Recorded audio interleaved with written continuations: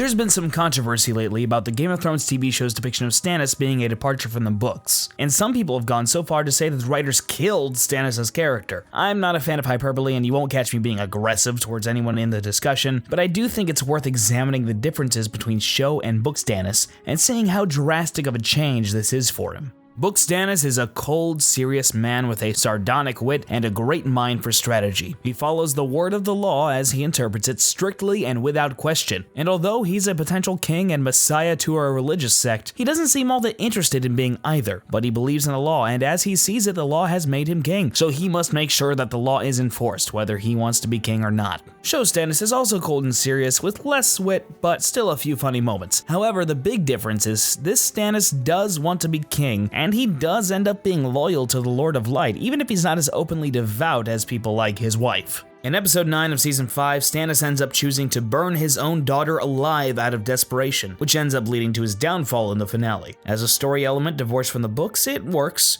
and it has shades of Greek tragedy. In fact, it's strikingly similar to the story of Iphigenia. Go check out Amanda Marcotte's article at Slate for more on that. It's linked in the description below. However, book fans, especially fans of Stannis, were furious. They feel the show has consistently been unfair to the character, and this was the final straw that was an ultimate betrayal of a character they feel is essentially a good person.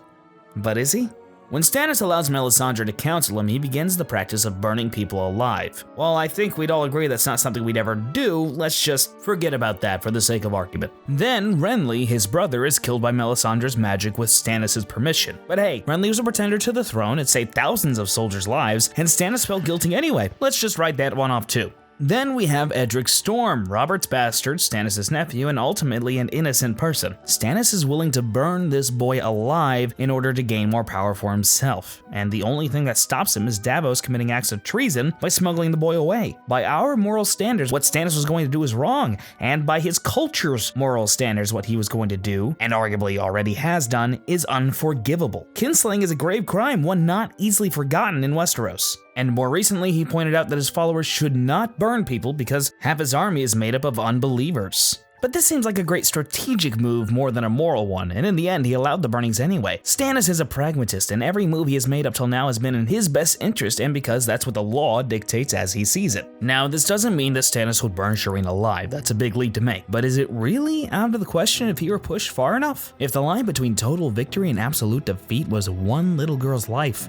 would he choose her? We can all give our own opinions, of course, but the only person who really knows is George R.R. Martin himself. However, given this evidence, it's safe to say Stannis is not exactly a saint, and it's short-sighted to say Stannis is a good person just because many of his recent actions in the book have been admirable. As Stannis himself has said, a good action does not wash out the bad. Does that mean he's evil? Well, no, I wouldn't say that either. Stannis is a complicated person with many facets to his personality, but show Stannis' actions may not be as unbelievable for book Stannis as many seem to think.